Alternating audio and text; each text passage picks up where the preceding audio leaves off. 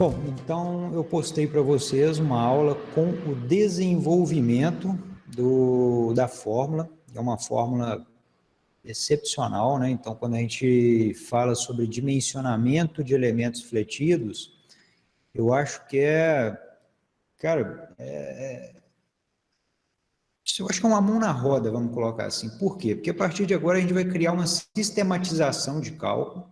Não hoje, né? Hoje a gente vai fazer uma aplicação das teorias que envolvem o dimensionamento, com a aplicação daquela equação que eu passei para vocês na última aula. E aquela equação, vamos recordar aí, né, quem chegou a assistir. Quem chegou a assistir a aula vai lembrar que a equação é uma equação simples, que chama-se AS igual a 0,85 de FCD vezes B vezes D vezes alfa dividido por FYD. Então, na verdade, essa equação é o que eu chamo aí de equação,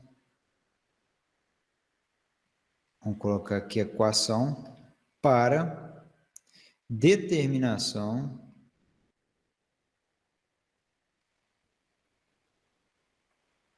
da taxa de aço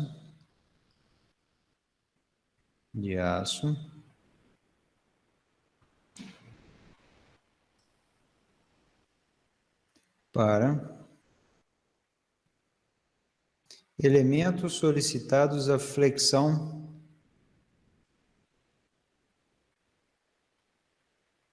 simples.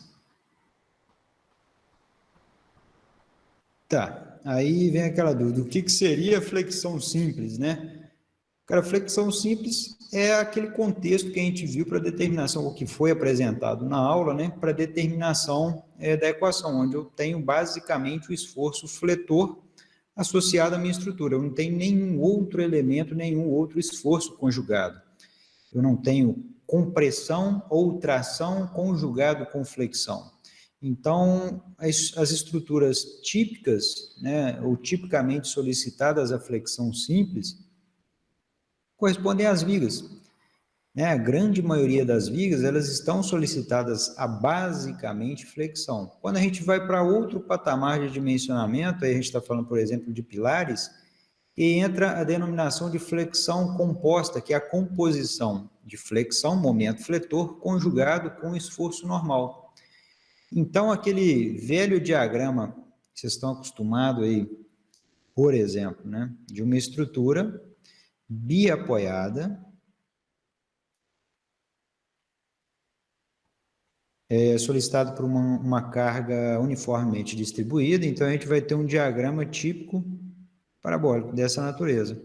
Então, quer dizer que essa equação, ela vai atender muito bem a essa demanda de flexão, desde que, a gente ainda vai ver mais para frente, né, desde que sobre alguns limites de dimensionamento. Quais seriam esses? Um limite estabelecido pela norma, que é uma relação x sobre d. Vamos deixar um pouquinho mais adiante que vocês vão entender. E quando a gente fala, então, de armadura simples, né, que está associado também à flexão simples, a armadura simples é só aquela estrutura que recebe aço na área tracionada. Então, é o caso dessa minha estrutura aqui, ó. Vamos supor, né? Mas quer dizer, então, que eu posso ter uma estrutura no qual eu coloque aço na região superior, na região comprimida? Pode. Só que sobre essas condições, né, sobre essa ótica, digamos assim, o nome muda um pouquinho. Né? Isso daqui passa a ser, ao invés de ser armadura simples, isso daqui é uma armadura dupla. A armadura dupla na região, o próprio nome o próprio desenho já mostra, né? Na região superior eu tenho armadura, na região inferior eu tenho armadura. Então eu tenho o duplo posicionamento da armadura, digamos assim. Então não é o caso, está só avançando um pouquinho. Mas retomando aí a nossa análise daquela equação vista anteriormente. essa equaçãozinha aqui. Bom, o interessante dessa equação é que ajuda demais a calcular a taxa de aço da minha estrutura e, ao mesmo tempo, eu não preciso utilizar a tabela. Porque vocês vão consultar nas literaturas, vocês vão ver que existe uma metodologia consagrada, muito aplicada nos cursos de graduação, que é o cálculo da taxa de aço utilizando o método tabelado. Essa equação basicamente dá origem àquelas tabelas, né? E eu acho muito mais fácil, porque é mais fácil você guardar no bolso, né, que seja uma equaçãozinha ou na verdade, uma sistematização de cálculo, do que você utilizar ou guardar um punhado de tabelinha. Beleza, então vamos ainda estudar um pouquinho mais sobre essa equação. O que eu acho interessante dela? Ó, aparece aquele 0,85 que a gente viu lá, né? Aquele 0,85 de FCD, que a gente viu lá nos nossos estudos iniciais. O efeito de Richter, juntamente com o efeito de Richter, juntamente com a tensão de cálculo do concreto, né? Tensão à compressão. 0,85 de FCD, B, que é uma geometria da minha seção transversal. Naturalmente, se eu vou determinar uma estrutura, eu vou ter a geometria inicial dela. D, que é a altura útil, que a gente também discutiu, que está diretamente associado à altura da minha seção, é uma relação com a altura, vezes, vou colocar aqui até em vermelho agora, alfa. Esse alfa eu vou falar já já, mas olha só outra informação que eu já tenho, ó, FYD.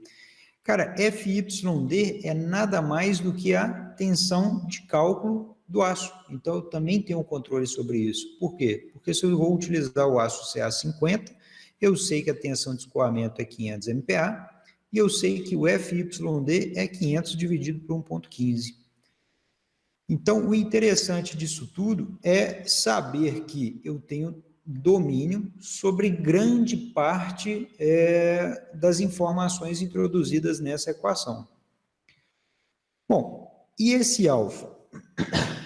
Esse alfa, que até então parece muito cabuloso, a gente viu que ele também é uma relação de fácil determinação. Primeiro, alfa é igual a 0,8 x sobre D. E a gente sabe também que, vou colocar de azul aqui, que alfa é uma das raízes daquela equação de segundo grau, né? E uma das raízes é nada mais do que 1 menos raiz de 1 menos K. Olha que maravilha. Opa, mas aí, né, o alfa ainda não está determinado, porque eu tenho um K aqui que para mim também parece uma incógnita. Mas nós vimos também que, olha que maravilha, o K é o que a gente chama de momento reduzido. Momento reduzido. Opa, mas momento reduzido, isso, ó. K será o seu momento fletor, o MSD, dividido por um punhado de informação, que é o 0,85 de FCD vezes B vezes D ao quadrado.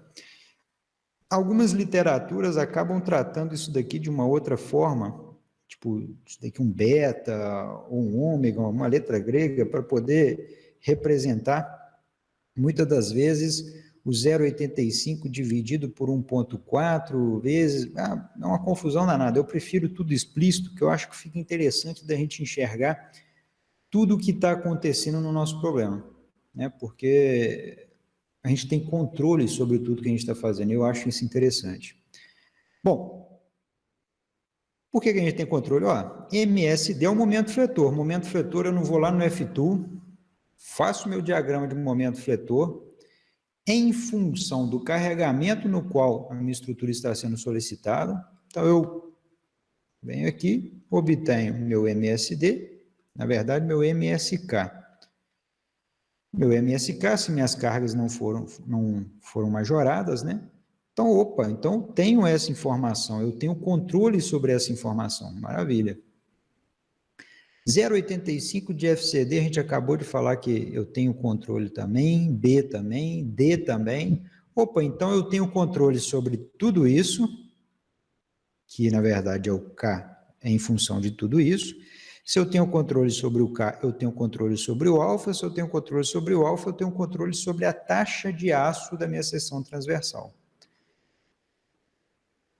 Isso foi um resumo, né, basicamente um resumo da aula que eu apresentei anteriormente. Então, na aula, na verdade, eu mostrei como que se chega a essa equação, que é outra coisa interessantíssima, difícil muitas vezes de encontrar em livros, como que a gente chega nessa equação, e vocês vão ver nas outras equações na sequência.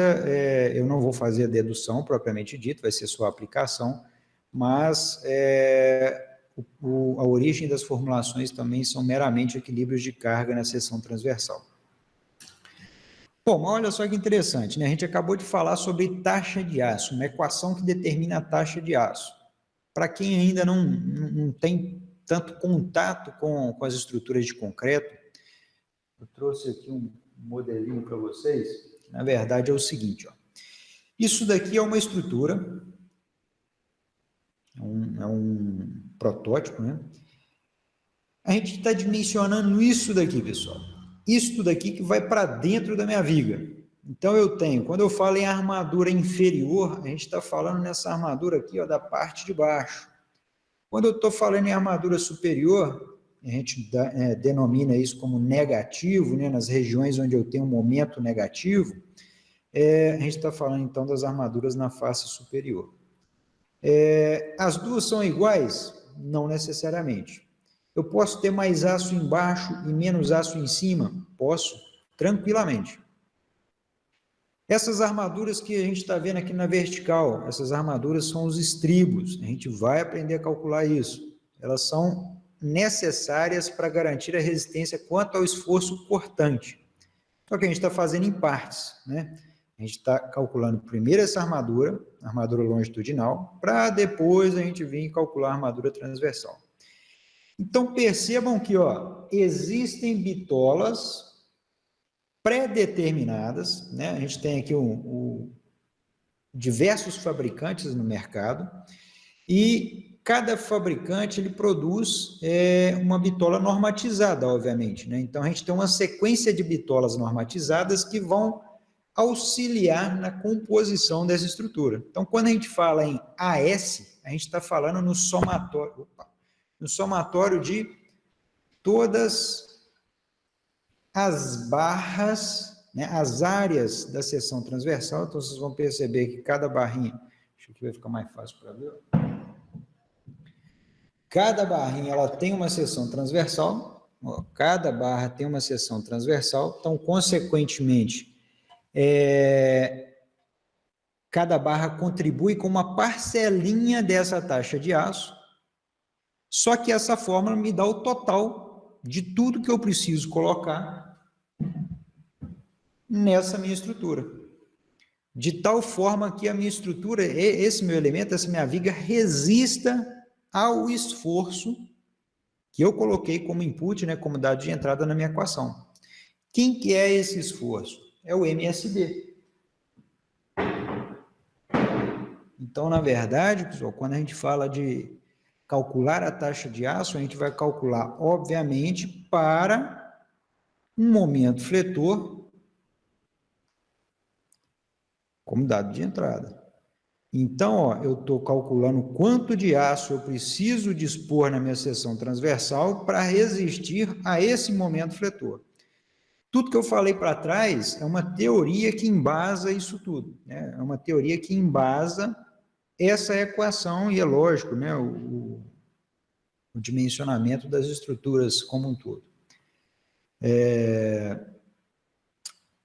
Tá, aí você pode falar assim, professor, mas você falando assim ainda tá tudo muito escuro, todo mundo, não tem nada claro para mim ainda.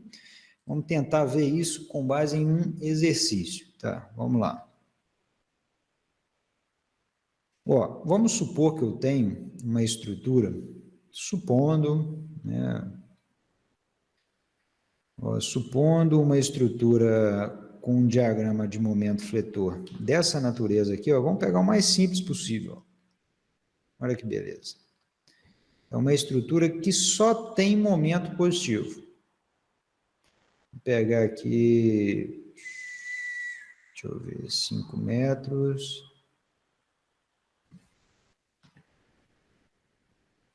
Eita. Ó, vamos dizer que eu tenho um vão de 5 metros. Essa minha estrutura, ela está com momento fletor aqui com uma carga distribuída de, sei lá, 5, 6, vamos colocar 6 kN. 6 kN/metro. Cara, o momento fletor dela é o famigerado aí, que L ao quadrado sobre 8, né? Então, vamos desenhar aqui embaixo. Se eu for lá no F-Tool, né? Colocar uma viguinha bem apoiada com uma carga de 6 kN/metro, com vão de 5 metros, ele vai me dar um momento fletor aqui, ó, MSK, igual ao Q, L ao quadrado, dividido por 8. E aí, eu vou ter que fazer aqui na calculadora. Vamos lá, ó. 25 vezes 6, dividido por 8, 18,75. É isso mesmo? Ixi, vai dar muito baixo. Vamos ver aqui. Vai dar muito pequeno. Deixa eu ver um outra. Vamos colocar 60. 60. Vamos colocar 60. Então, 60 quilonewtons vezes 25 dividido por 8 é 187,5. Isso. Então, vamos colocar aqui. Vamos passar isso daqui para 60. Deixa eu fechar aqui. 187,5. Então, 187,5, considerando uma correção aqui, 60 kN/metro. 60 kN/metro. Beleza. Então, 187,5 kN vezes metro. Esse é o nosso momento fletor. Olha só que legal, momento fletor positivo. Cara, esse símbolo positivo, ele diz muito para a gente. Por quê? Porque ele está mostrando a região tracionada da minha seção transversal, né, que eu estou analisando, está toda embaixo. E se fosse negativo, estaria me dizendo que a região tracionada da minha seção transversal está em cima. Tá, mas e aí? Aí ainda falta um dado de entrada, que é seção transversal. Cara, eu como engenheiro, isso daqui é um critério de determinação de vocês, eu tenho que determinar a base, eu tenho que determinar a altura. Bom, eu estou fazendo, essa viga é minha, então eu vou fazer uma viga de 20 por 60 centímetros. É minha viga, beleza? Cara, já que é minha viga, eu vou colocar também um concreto de 15 MPa. Eu não sei por quê. Porque eu tenho que determinar ainda agora um outro dado de entrada. E esse dado de entrada é a classe de agressividade ambiental. Vamos supor que essa minha estrutura ela vai ser construída em um meio dito meio urbano, uma classe de agressividade moderada. Classe de agressividade moderada ela vai me dar um cobrimento associado a essa classe de agressividade. Então, ó, classe de agressividade 2, que é, né, um meio urbano, beleza. Necessariamente eu já vou ter aqui associado um cobrimento. Se vocês lembrarem, né, o cobrimento para vigas, ó, o cobrimento nominal é igual a 3 centímetros para vigas. Isso daqui está lá na 6118. 3 centímetros para vigas, 3 centímetros para pilares e 2,5 centímetros para lajes. Acho que passei isso daqui para vocês na aula passada, ou retrasada, não sei. Também associado a essa classe de agressividade, eu tenho um FCK mínimo, que necessariamente eu tenho que adotar. E o FCK mínimo é igual a 25 MPa. Então, eu vou começar com 25 MPa. Por que começar? Né? O que é isso? Cara, se você quiser 30, 35, 40, beleza, só que você tem que ter consciência de que isso tem um custo associado. A cada aumento de resistência à compressão, o seu concreto vai ficando mais caro. Vai resolver o seu problema em escritório? Vai. Só que fica mais cara a sua obra. Beleza. Mas o que eu preciso?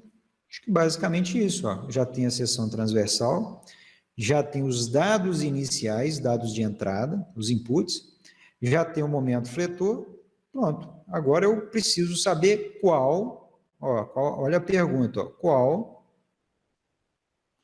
o AS para essa seção transversal. O quanto que eu preciso colocar de aço para reforçá-la, para essa minha viga resistir a esse momento fletor. Então, beleza. Percebam que não sei nem o que vai dar aqui, mas vamos lá. Vou colocar os dados aqui, ó. MSK igual a 1,87,5 kN/metro. Só que é o seguinte, na nossa equação a gente não usa MSK, a gente usa MSD. MSD, ele é um γN, que é um multiplicador, um ponderador dos esforços solicitantes, para condições normais é 1,4. Então, vamos colocar 1,4 vezes 187,5 kN/metro. E eu vou ter, vamos na calculadora aqui de novo, 187,5 vezes 1,4, 262,5. Então, 262,5 kN vezes metro. Maravilha. Então, este daqui, vou até colocar aqui de vermelhinho, isso daqui já é uma informação de projeto. Eu preciso dessa informação para a gente começar a dimensionar. Qual que é a outra informação que eu preciso para começar meu dimensionamento? Ó, FCD. Cara, mas FCD, eu prefiro colocar ele lá na fórmula, e a gente divide lá na fórmula. Então, vou deixar aqui em evidência o FYD também, eu prefiro colocar na fórmula do que começar a arredondar muito. Mas tem uma outra informação que é interessante a gente já trabalhar com ela, que é D. D é H menos cobrimento nominal menos FL sobre 2 menos FT. Lembra que eu falei para vocês que a gente vai trabalhar com uma regrinha, na grande maioria dos casos, a classe de agressividade que a gente vai trabalhar é uma classe de agressividade 2, moderada. Então, a nossa equação de D se resume a H-4. Por quê? Porque o meu FL eu ainda não dimensionei, eu vou dimensionar.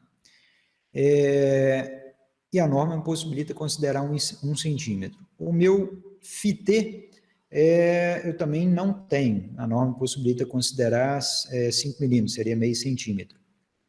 Então, a nossa equação ela se resume a, basicamente, D igual ao nosso H, que é 60 centímetros, menos cobrimento nominal, que é 3 centímetros, 1 centímetro, né, dividido por 2, menos 0,5 centímetros. Isso daqui é 1 mais 3, 4, então vai me dar 60 menos 4 centímetros.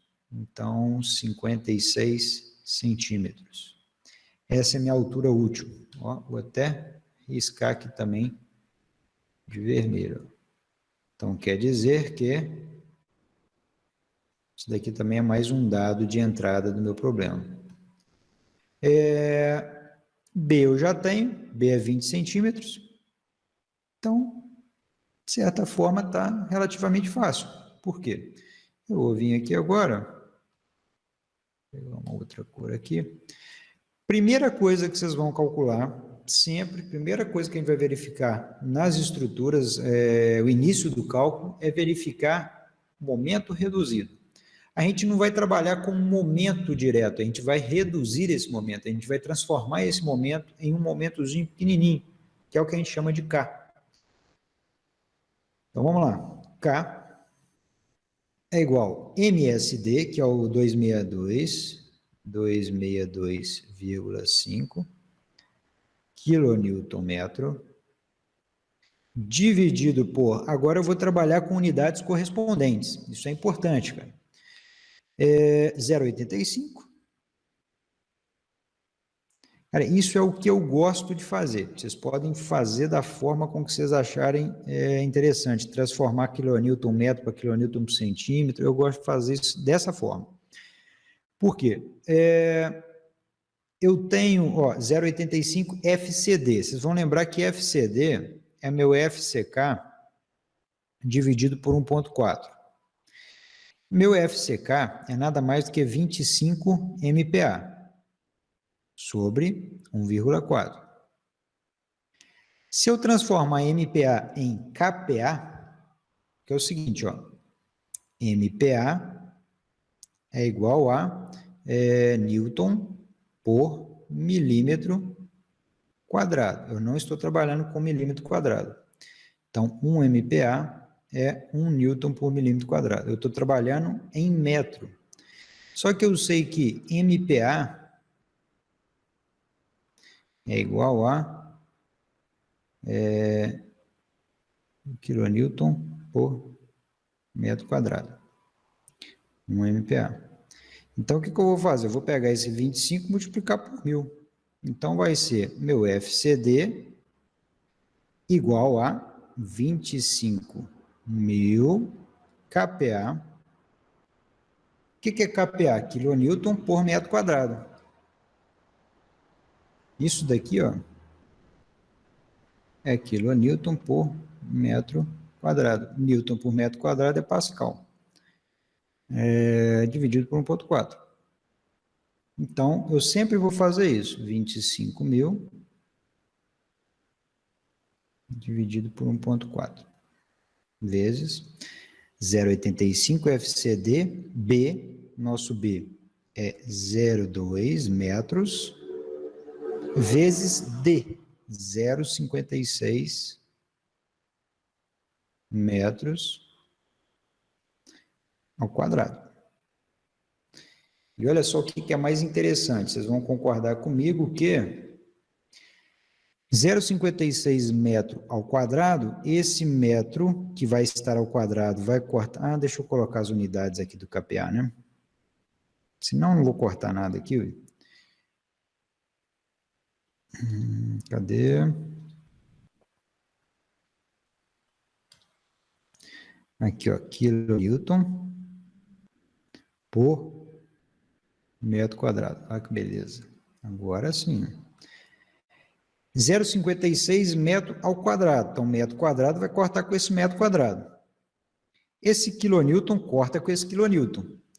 Esse metro corta com esse metro. Qual é a unidade do K? Lembre-se, K é adimensional, não tem unidade. Tá? É um momento reduzido. A gente está transformando esse momento, na verdade, em um momento pequenininho e sem unidade. Isso facilita demais a nossa análise. Então, aí, eu preciso de uma calculadora aqui. Então, aqui é mais coisa para calcular. 25.000 dividido por 1,4. Isto vezes 0,085 vezes 0,2 vezes 0,56 ao quadrado. Aqui embaixo vai me dar 952 e em cima 262,5. Então, 262,5 dividido por 952, 0,27. 0,2757.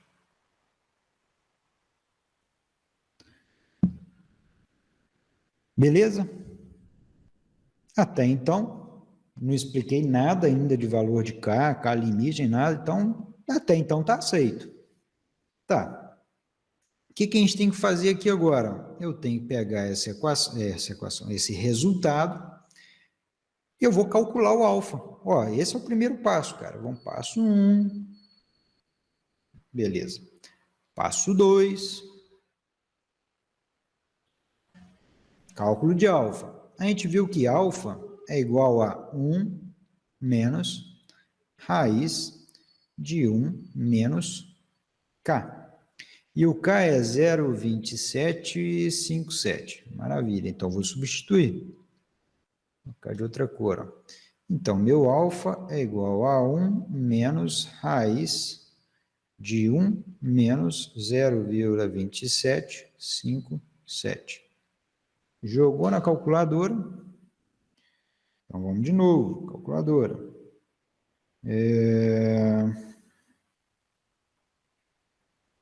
Espera aí que eu vou ajeitar esse negócio aqui. 1 menos 0,2757, 0,72, raiz de 0,72, minha calculadora não está legal, cara.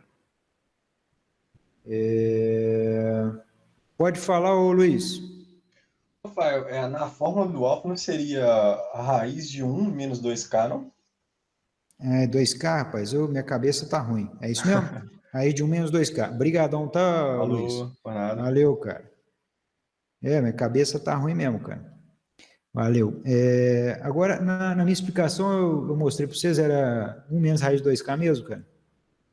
Lá no vídeo. Eu copiei na aula passada, que eu vi Então, aula beleza. hoje. Isso. Então, joia. Então, lá tá certo. Porque aí eu vou tirando o negócio da cabeça, cara, eu esqueço de olhar a fórmula e tem hora que a gente acaba atropelando. Então, 1 menos raiz de 1 menos 2K e...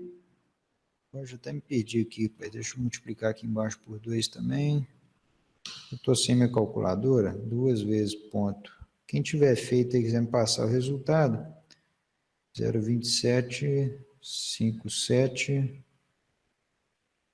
aí 5514. Então, eu tenho que fazer 1 menos ponto 5514, 0,4486. Então, raiz de ponto 4486, aí 1 menos 0,66. Cara, tá meio ruim aqui porque eu tô fazendo no celular. Então, deu 0,34 mais ou menos, aproximadamente. Se alguém tiver feito certinho, pode até me passar o valor aí. 0,34. Mais ou menos isso que vocês encontraram também?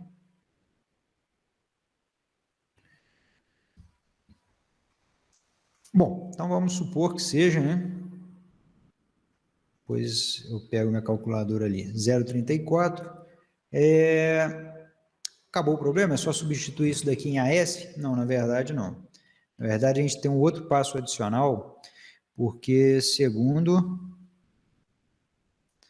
a NBR 6118 de 2014, tá? Isso daqui houve uma alteração em 2014.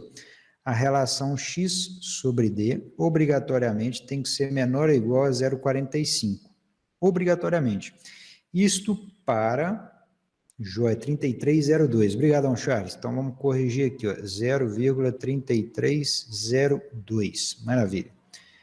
Obrigatoriamente, a NBR 6118, ela fala que a relação x sobre d ela tem que ser menor ou igual a 0,45, tendo em vista você ter uma ruptura dúctil da sua estrutura, né? Um colapso dúctil, ou seja, colapso com aviso prévio. Então, você está garantindo a ductilidade, consequentemente, você está garantindo uma segurança adicional. Então, a gente vai ter que verificar se a minha relação x sobre d, ela está menor ou igual a 0,45. Se tiver menor, beleza, eu prossigo meu cálculo. Se tiver maior, por hora, a gente vai ter que redimensionar. Então, eu falei para vocês que o meu alfa é igual a 0,8 x sobre d. Então, beleza, vou pegar esse valor do alfa, substituir aqui e ver quanto que vale a minha relação. 0,3302 igual a 0,8 x sobre d. Basta eu pegar o 0,8 e dividir do outro lado. Então, vamos pegar aqui no calculador, está até aqui, ó. Então, 0,3302 dividido por 0,8, 0,4127. Então, 0,413. Então, cara, ó, tá ok, pois menor que 0,45. Olha que maravilha. Então, posso prosseguir o cálculo. Prosseguindo o cálculo, eu vou pegar agora aquele alfa e substituir nessa equaçãozinha de 0,85 de FCD. Já vou substituir aqui não. Pode falar, Charles, pode falar. E se tivesse dado maior do que 0,45, qual parâmetro que eu teria que mudar? Cara, por hora, você tem alternativa como modificar a altura, você tem alternativa como melhorar a resistência do concreto. Vai chegar um determinado momento que a sua altura você não vai poder modificar. Por quê? Né? Vamos dizer que a arquiteta falou, a sua altura limite, nem arquiteta, né? Uma imposição de projeto, a sua altura limite é 60 centímetros, por exemplo. Cara, aí a única alternativa é você modificar o concreto, né? Passar por um concreto de 30 MPa. Só que pode ser que você esbarre ainda em uma outra condição, que é, só aquela minha viga que está demandando um concreto de 30, e eu vou usar 30 em todo o pavimento só por conta de uma viga. Aí a gente tem uma outra ferramenta que eu vou mostrar ainda para vocês, que chama-se armadura dupla. Ao invés de eu reforçar mais a área tracionada, eu vou reforçar a área comprimida. Já que a seção transversal da minha estrutura ela é um equilíbrio de esforços, se eu melhorar a área comprimida, eu redistribuo os esforços na minha seção transversal. E ao redistribuir, eu garanto a ruptura dúctil da minha estrutura. Eu vou poder dimensionar a minha estrutura numa condição além do 0,45, ainda dentro de uma condição de ductilidade que a norma me pede. Aí é a armadura dupla. Então, são 3 alternativas diretas, vamos dizer assim. Primeiro, aumenta a altura. Segundo, melhora o FCK e a armadura dupla. Aí você pode falar assim, professor, mas eu posso também melhorar o aço. Não, o aço é o CA50, a armadura longitudinal, você vai utilizar a melhor condição que você vai ter, a CA50. CA60 é para estribos, né? Seriam barras de menor de diâmetro. Então, não tem como melhorar o aço. Eu posso aumentar a largura da minha viga. Pode, mas ela não é tão eficiente quanto aumentar a altura.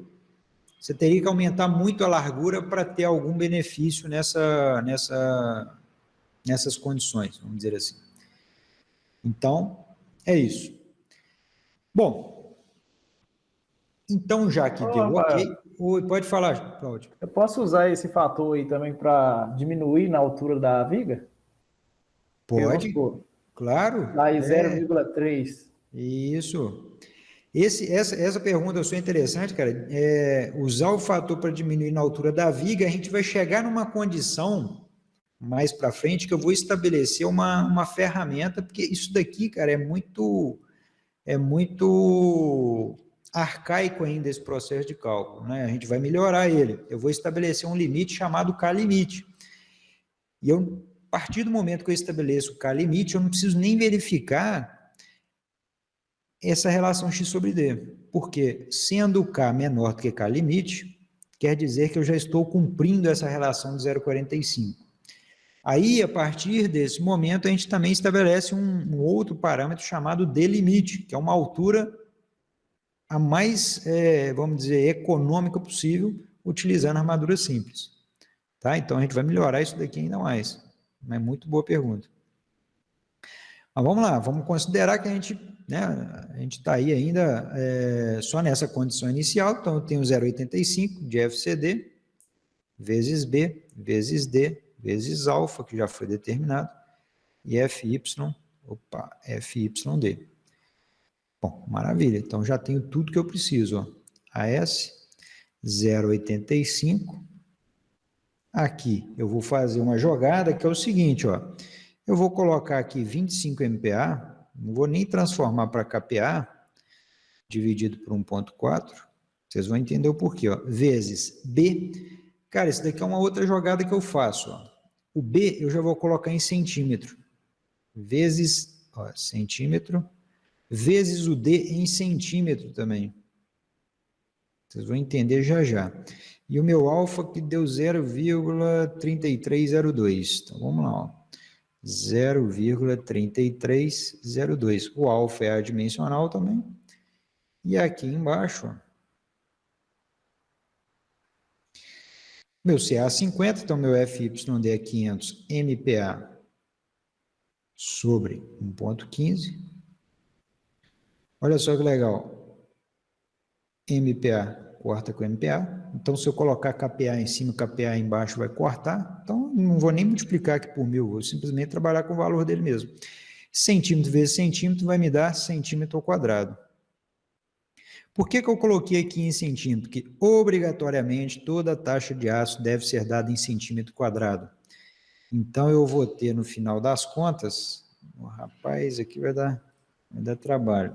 Deixa eu ver aqui, ó. Deixa eu ver se eu consigo aqui nessa calculadora. Se alguém desenvolver aí primeiro, pode me passar o resultado, que eu estou no celular aqui. Ó, 500 dividido por 1,15. 1,15. 33. 500 dividido por 1,15. 434,72. Então, vamos lá.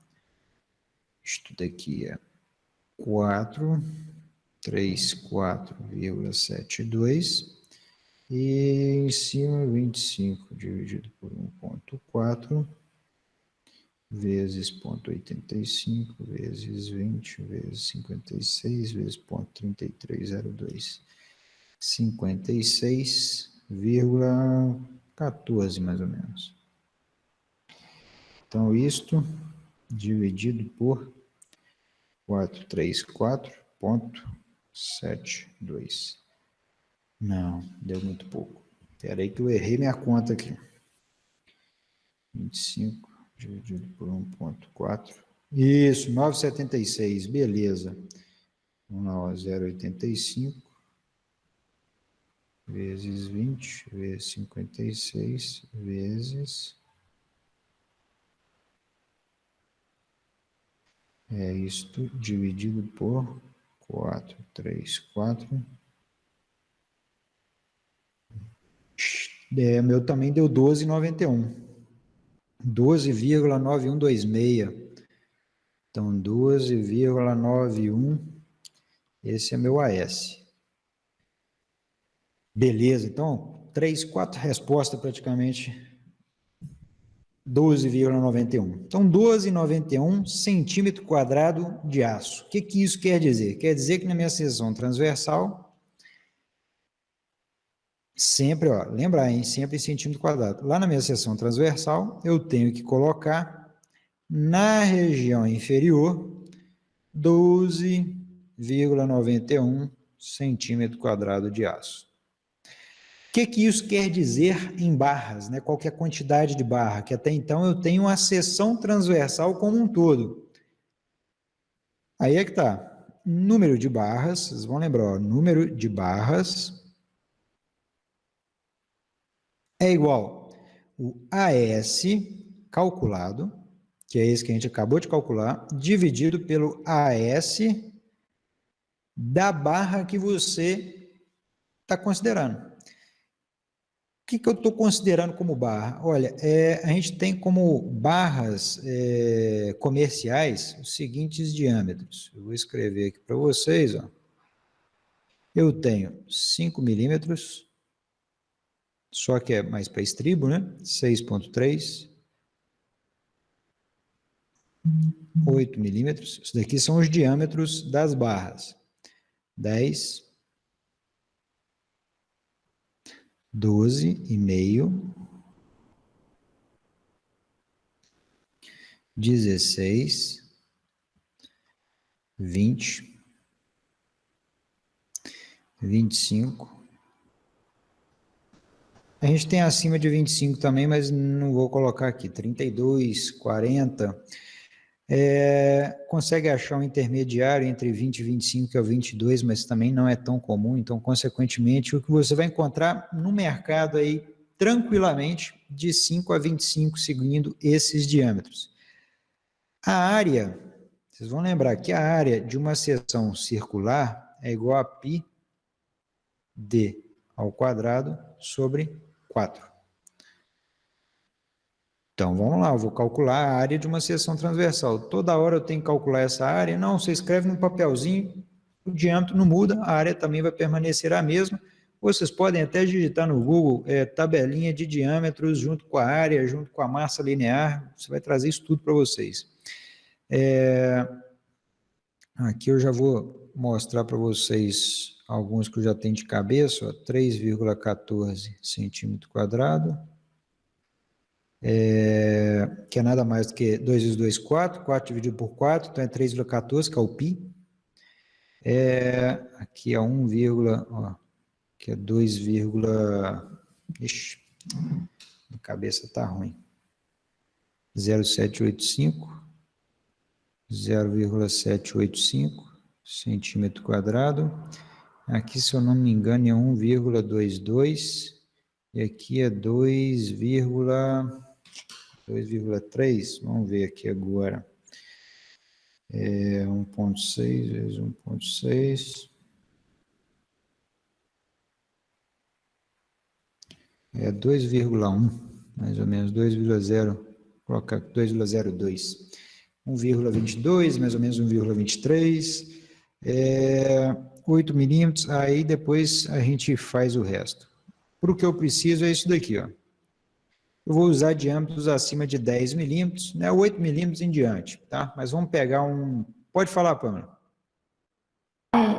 O Rafael, só uma pergunta. Você falou da tabelinha, eu olhei aqui, associar 50, essa tabelinha é a mesma coisa? Isso, mesma coisa. Então ver. tá jóia. Depois eu até mando uma tabelinha para você. Se é o que você acha aí, associar 50 tabelinhas com os diâmetros comerciais, você vai ter aí já as bitolinhas todas determinadas, tá bom?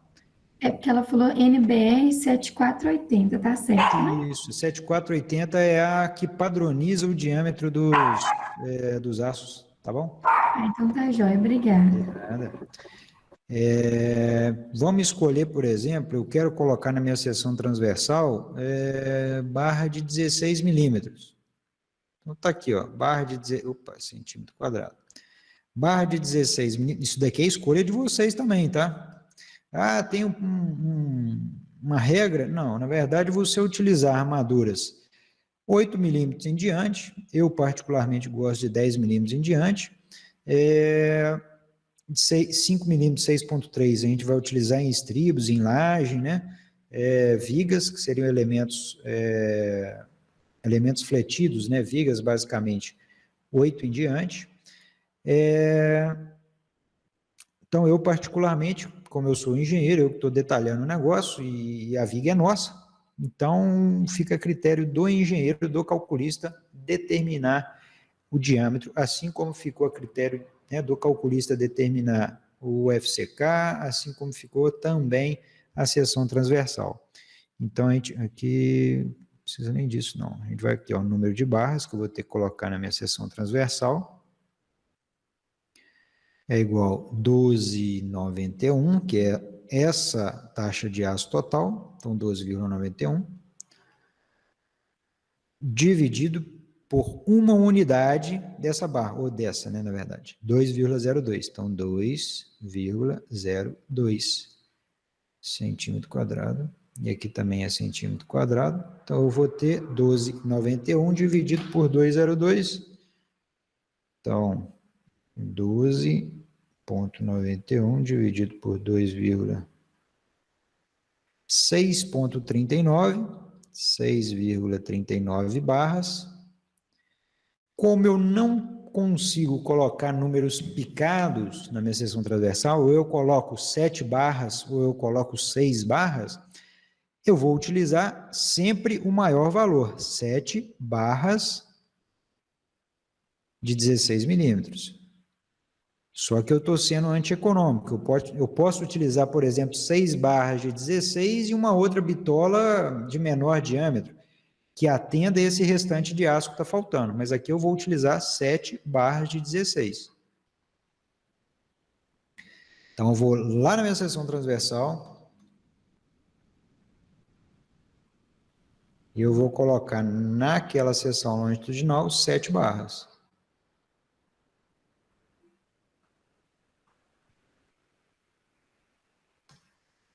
Uma, duas, 3, 4. Opa, tá ficando muito junto. Então, 5, 6. Geralmente a gente coloca aqui, ó, 7. Ou se você conseguir colocar aqui no centro, beleza. Agora percebam o seguinte, ó, já vamos adiantar algumas coisas. Isso daqui é chamado de primeira camada.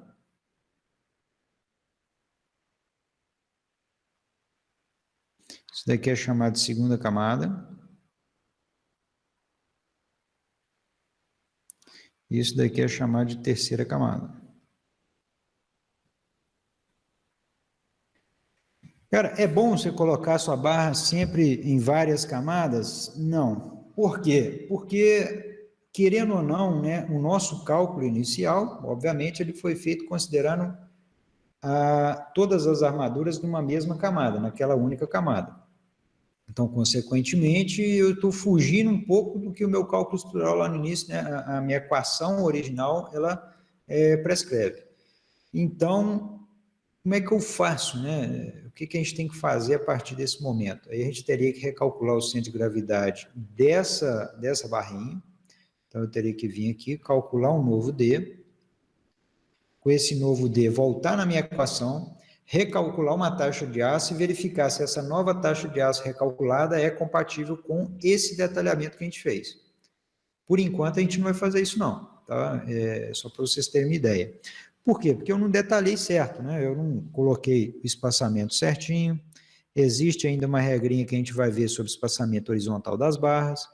Existe ainda uma outra regrinha sobre o espaçamento vertical. Então, o detalhamento eu mostro para vocês ao término de quando a gente aprende lá armadura longitudinal, depois estribos e depois a gente vai para o detalhamento. Que é muita informação ainda para a gente poder chegar lá nesse último resultado, né, que seria o detalhamento. Beleza, pessoal? Conseguiram entender o processo? É isso.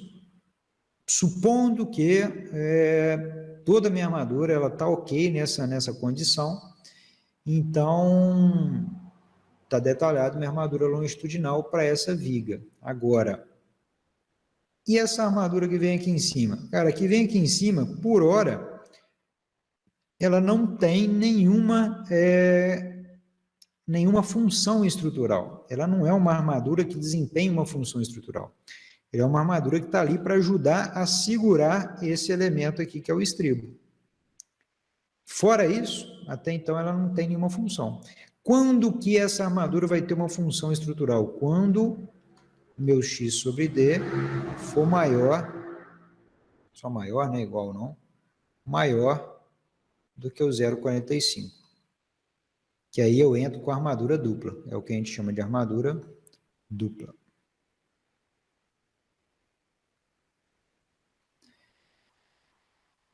Pessoal, dúvidas? Dúvidas sobre esse processo, o uso dessa equação? Tranquilo? Tranquilo, Rafael. Então, bom demais. Então, olha só que legal. Vamos supor agora que eu vou estabelecer uma relação. A gente vai lá porque o Cláudio chegou a comentar um pouquinho. Vamos supor que, fugindo do nosso problema, tá? Saindo fora daquele problema inicial, isso daqui é uma suposição. Vamos supor que o meu alfa, que é igual a 0,8 x sobre d,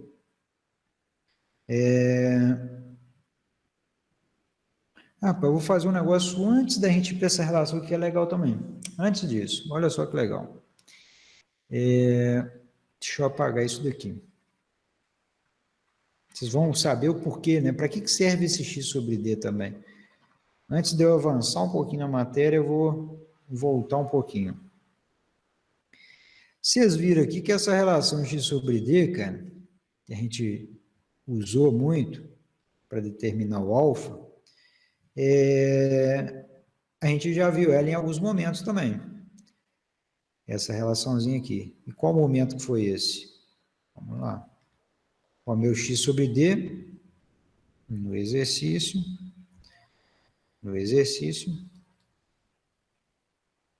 x sobre d foi igual a 0,41. Eita, deixa eu ver isso daqui de novo. Memória ruim, 41,3. Beleza. Aí eu te pergunto, em qual domínio de deformação essa estrutura está?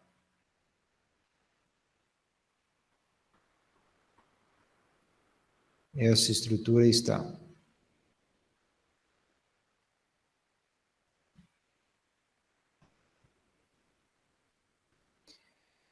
Vamos ver? Lembra que eu falei para vocês, a gente estabeleceu nas últimas aulas que agora para lembrar vai ser bravo, mas vamos lá. Domínio 1, minha relação x sobre d menor do que 0,269. Depois do domínio 2, a gente estabeleceu uma relação x sobre d de 0,269 a 0, agora a memória está ruim. Vocês têm anotado aí essas relações, esses valores certinhos? Ou não? Não, né? Então vamos aqui, ó. Aqui é x sobre d, vamos conferir aqui. 3 por 1000 sobre 3 por 1000 mais 10 por 1000.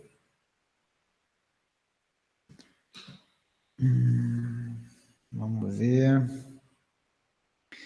Então, 3,5 dividido por 13,5, 0,259. Então, 0,259. Então, aqui é 259. Eu lembro dos limites, mas dos valores certinhos eu não lembro, mas vamos lá. 0,259. Depois a gente passa para uma relação, aqui o finalzinho, né? O término do domínio 2 é uma relação x sobre d igual a 3,5 para 3,5 mais 2,07 por 1000. Então, vamos lá. 3,5, 0,7, 557. 0,628. Depois do domínio 3, nós temos a relação x sobre d, 0,628. 0,628 está para x sobre d. e 1. Ô, Rafael, Oi, Júlia. aqui no meu caderno tá diferente. Tá, corrige aí para mim então. Como é É que tá? porque o 1 tá igual a 0, aí o 2 tá. Ah, verdade, que é 10 por mil. Finalzinho do domínio é isso daqui, ó. Obrigado, tá, Júlia? Eu tô confundindo isso daqui, ó. Esse daqui é o domínio 4. Então, E esse é o domínio 4, esse é o domínio 3, esse é o domínio 2. Deixa eu apagar aqui. Este é o domínio 2 e este é o domínio 1. Domínio 1, x sobre d é 0. Vamos colocar aqui 0. Então, de 0 a 259 é o domínio 2. 0,259 é 0,267, o domínio 3. 0,268, né, até 1, domínio 4. Obrigadão, viu, Júlia? Então, aí eu pergunto, em qual domínio está? Aí fica fácil, ó. É só a gente vir aqui, já que eu tenho uma relação x sobre d 413, 413 está entre 259 e 0,628. Então, quer dizer que o meu domínio de deformação é o domínio 3. Pronto. Estando no domínio 3, a gente sabe que eu tenho uma ruptura, né? Uma ruptura dúctil. Consequentemente, a gente tem uma condição de aviso prévio, caso essa minha estrutura ela venha a colapso. Ela vai apresentar fissuras, ora fissuras de compressão ou fissuras de tração. Então, consequentemente, a gente tem um controle sobre o que pode acontecer na minha estrutura. A gente tem avisos, e tendo avisos, obviamente, fica mais fácil da gente atuar. Tranquilo, pessoal? Aí eu posso fazer mais uma outra pergunta. Vamos lá. Deixa eu ver aqui. Qual a deformação do concreto? Você vai saber, se está no domínio 3, a deformação do concreto é fixa 3,5 por mil. Então, consequentemente, fica fácil a determinação. Eu posso perguntar também qual que é a deformação no aço. Vamos lá, ó. A deformação no aço não é fixa 2,07, né? Ó, no domínio 3, a gente tem o limite, igual a gente viu ali, ó, 0,259 a 0,628. O nosso x sobre d foi igual a 0,413. Isso, 413. No domínio 3,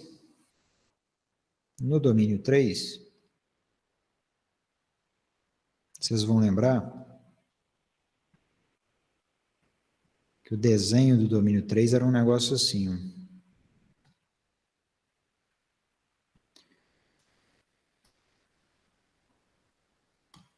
ó, 3,5 por mil, 10 por mil e epsilon y, que aqui no nosso caso é 2,07 por mil. Então, a gente tinha uma faixa de trabalho do domínio 3, faixa de deformação no domínio 3, dado dessa forma.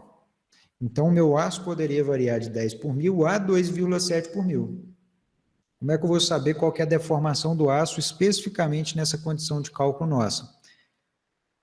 X sobre D é igual à relação εc sobre εs mais o εc, ou εc mais εs, dá na mesma.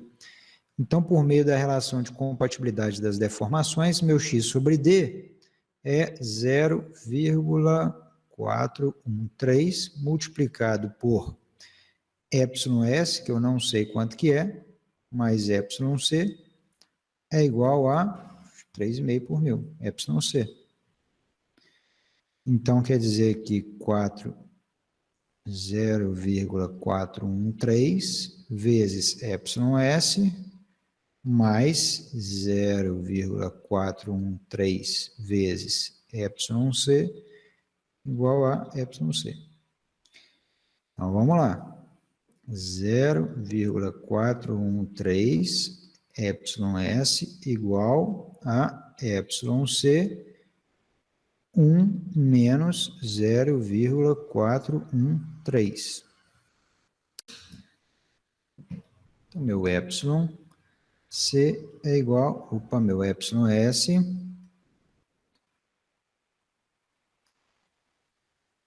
é igual ao meu epsilon C, e eu sei quanto que é meu epsilon C, porque eu falei para vocês que lá no domínio de deformação 3, o epsilon C sempre vai ser 3,5 por mil. Aí é só fazer essa divisão aqui. Então, vamos lá. 1 menos 0,413 dividido por 0,413. 1,42.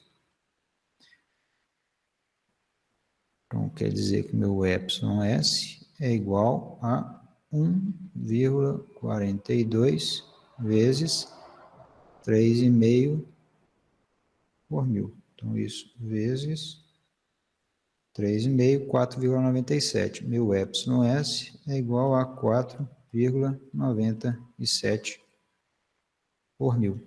Então, quer dizer que minha deformação no aço, ela está entre 10 por mil e 2,7 por mil, 2,07. Então, o meu diagrama de deformação seria algo mais ou menos assim, ó.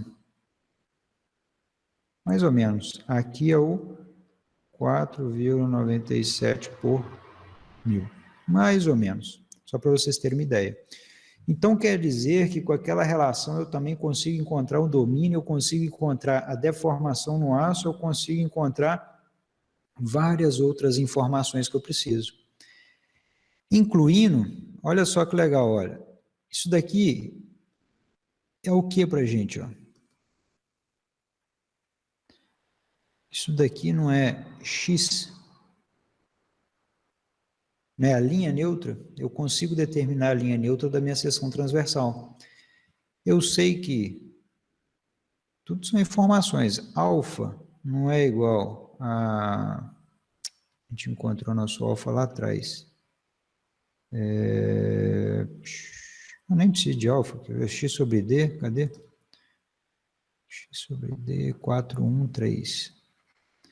Aqui, ó, meu x sobre d não é 413. Então, olha só o que a gente vai fazer aqui, ó. Meu x, pega outra cor, né? Meu x sobre d não é igual a 0,413.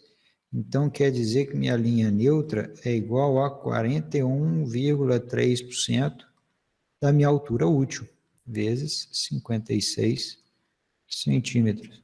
Então, quer dizer que x igual a, vamos ver, 0,33 alfa. Não, beleza, Fernando, nem vamos precisar do alfa. Aqui, ó, 0,413 vezes 56, 23,13, mais ou menos. 23,13 centímetros. Olha que beleza. Então, quer dizer que isso daqui é minha linha neutra. Então, é onde minha tensão de compressão e tração são zero, né? Não tem tensão nenhuma. Então, se eu tenho minha seção transversal aqui, ó, da minha viga, aproximadamente 23,13 centímetros é onde eu tenho a transição entre região área comprimida e área tracionada. Daqui para baixo está tudo tracionado, daqui para cima está tudo comprimido. Se você fizer um furo nessa viga a 23 centímetros acima dela, você está eliminando a área de compressão, consequentemente você está fragilizando.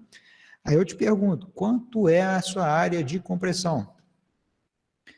Cara, sua largura aqui não era 20? Olha só como é que a gente consegue tantas outras informações com base naquela... Então, vai ser 20 centímetros vezes 23,13 centímetros. E isso é igual a... Vamos ver aqui... 23 pontos. Rafael. Oi. Essa seria a área de tração, né, não? Área de compressão. A área de tração é a área de aço que você Tá, determinou. de cima para baixo. É de cima para baixo. Isso. A sua área de aço, ela é área de tração.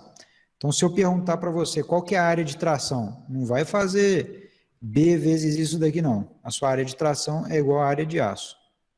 Tá? Porque se você fizer isso, você está falando que o seu concreto aqui está resistindo à tração. Então, sua área de tração é isto. Isso é uma pegadinha de prova. Aí, você me fez falar, cara, olha só. Era uma questão que daria aí para pegar vocês, cara. Mas agora não tem jeito mais. A área de tração é igual à área de aço. Daqui para baixo é a área fissurada, tá? A base vezes o resto que sobrou é a área fissurada. Então, pessoal, a gente já tem área de compressão, a gente já tem área de tração. Cara, a gente determina tudo a partir daquelas informações iniciais. Então, isso que é o legal da estrutura de concreto, né? Na verdade, a gente tem uma versatilidade muito grande das teorias e, obviamente, né, das equações. Tranquilo, pessoal? Tá dando para pegar? Beleza? Ô, Rafael, Oi, Júlia. o domínio 5, ele não vai ter aquela relação de x sobre d, não? Não, domínio 5 não, porque domínio 5, ele, né, na verdade, ele é mais aplicável às estruturas solicitadas a flexo-compressão, e a gente ainda tem um limite associado à linha neutra, porque quando eu tenho compressão total da minha seção transversal, eu tenho uma deformação máxima de 2 por mil. Então, ele foge um pouquinho dessa regrinha, tá? Essa regrinha aí de x sobre d até o domínio 4, que é 1, né? É tranquilo demais a gente usar, tá bom? Ok. Dúvidas, pessoal? Vamos aproveitar.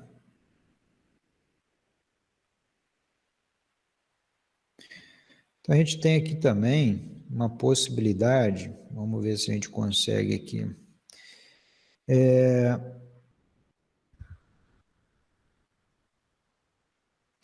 Lembra que eu falei com vocês que a tensão que atua aqui na minha região comprimida é uma tensão de 0,85 de FCD? Aí eu posso perguntar para vocês assim, ó, qual o RC? Qual que é a força de compressão na área comprimida? Né, que seria aquela resultante que atua aqui nessa área. Eu sei que tensão é igual a força, que é meu RC, dividido pela área. Opa, a área de compressão a gente já tem. Então, a gente tem aqui a tensão, que é o 0,85 de FCD, vezes AC, que é igual ao meu RC. Então, quer dizer que meu 0,85 vezes meu 25.000 kPa. Eita. 25 dividido por 1,4 kPa, vezes 0,2 vezes 0,2313, isso é igual ao meu RC.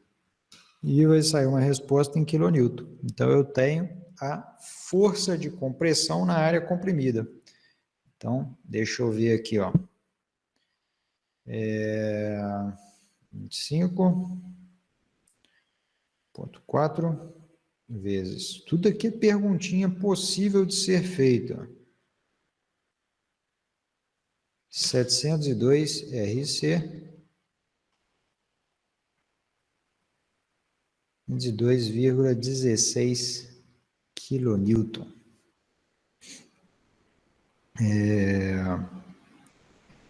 Só ver um negócio aqui.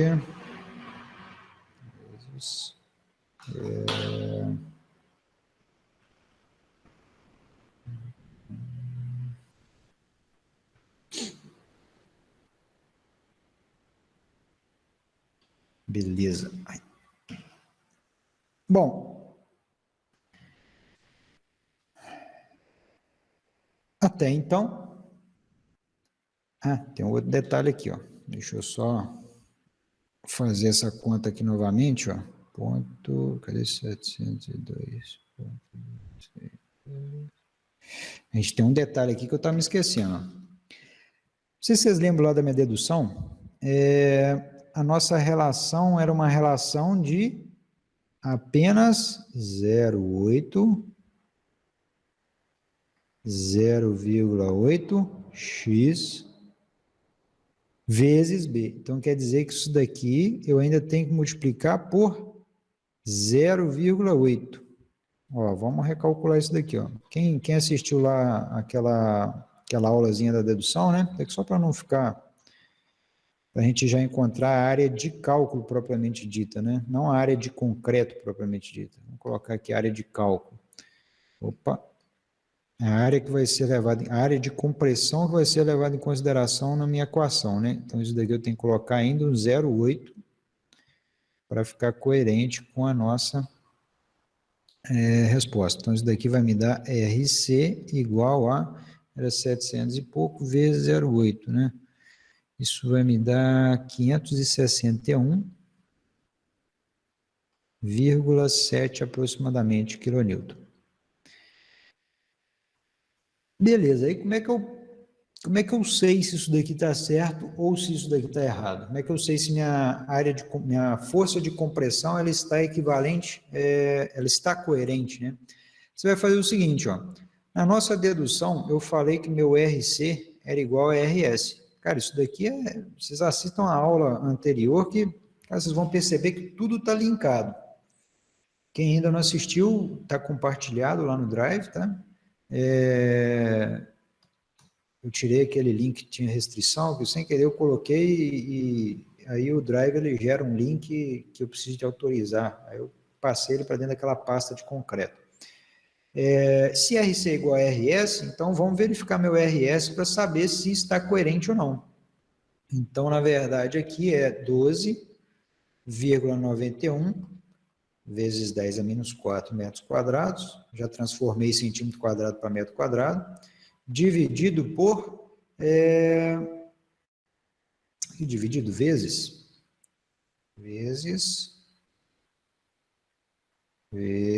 a minha tensão de escoamento do aço de cálculo, vezes 500 MPa, que aí é KPa, né, que a gente está trabalhando, dividido por 1,15. O que é isso que eu acabei de escrever para vocês? Ó? Força é igual a área de aço vezes a tensão. E a nossa tensão de cálculo é meu FYD. Pronto, se RS aqui der 561, quer dizer que está coerente. Então, vamos lá. Vamos, 500 mil dividido por 1,15 vezes 12,91 vezes 10 a menos 4. Deixa eu ver se eu vou conseguir aqui. Vezes 10 elevado... menos 4, 561,3. 561,3 kN. Então, arredondamento, né? Então, tá ok. Um tem que ser igual ao outro, porque aquela minha equação, ela partiu de um equilíbrio de esforço. Lembra? RC igual a RS. Então, pessoal, quando a gente fala de equilíbrio de esforço na seção transversal, a gente está fazendo isso. Ó. Tudo que a gente fez até agora está coerente com as nossas deduções. Isso que é interessante.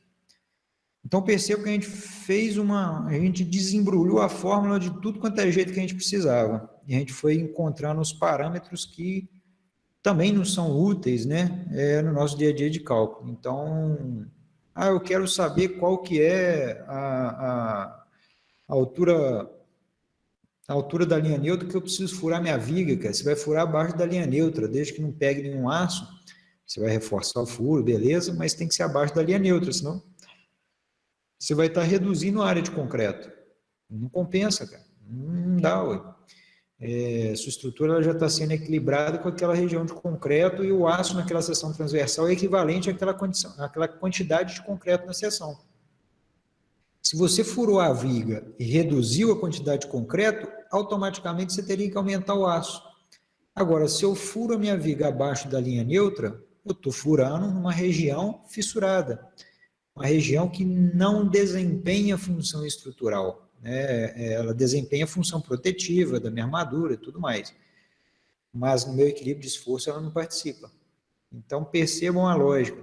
Opa, eu consigo, então, fazer um retrocálculo e determinar quem é os domínios de deformação e entender como é que é a ruptura da minha peça. A minha peça, ela não pode romper, ela não pode trabalhar com X sobre D maior do que 0,45 sem nenhum artifício, né, sem utilizar armadura dupla. Por quê? Porque tem um colapso repentino, que é uma estrutura dita superarmada, né? Se é uma estrutura superarmada, tem muito aço. O aço não vai escoar. Quem vai romper é o concreto. Então, consequentemente, a minha estrutura ela não rompe com aviso prévio. Estruturas com relação X sobre D menor do que 0,45 são ditas subarmadas, ou em algumas literaturas consideram normalmente armadas, que são estruturas que têm uma condição suficiente de aço e concreto, esse equilíbrio é um equilíbrio suficiente para garantir uma ruptura com aviso prévio. Então, a norma fala que as nossas estruturas elas têm que romper, caso entrem em colapso, numa condição de aviso prévio. Então, perceba que tudo está linkado, não somente à parte de cálculo, mas tudo está linkado às condições físicas, tudo está linkado ao processo de ruptura, então é todo um conjunto. Por isso que, às vezes, o concreto, o pessoal fica meio perdido, porque envolve o estádio, vocês aprenderam, vocês vão ver já que aquele conceito de estádios é um conceito aplicável, é um conceito recorrente no nosso dia a dia, né? Você viu, nunca mais vai ver. Não é igual, sei lá, cálculo 1, cálculo 2, né? Aqueles, você viu uma vez na vida, pode ser que você vai utilizar de fato, pode ser que você nunca utilize, pode ser que você utilize todo dia, mas em estruturas de concreto, quando eu falo de estádio, quando eu falo de domínio, quando eu falo de ruptura dúctil, ruptura frágil, isso é o dia a dia. Então, isso vai estar aí recorrentemente. Bom, pessoal, essa foi a nossa aula de hoje, né? Uma aula densa, de certa forma, é um exercício legal, a gente resolve tudo, mas é muito conceito por trás. Deu para dar uma clareada, né? O pessoal estava meio com medo, tá vendo muita, tá meio perdido, não sei o que e tal, mas deu para dar uma clareada. As nossas aulas, a partir de agora, não envolvem tanta teoria assim, são aulas um pouco mais práticas. É lógico que em alguns momentos a gente tem teoria e tal, mas a teoria maçante, de certa forma, ela é aplicada nesse início, né? Mas é basicamente isso. Tranquilo, pessoal?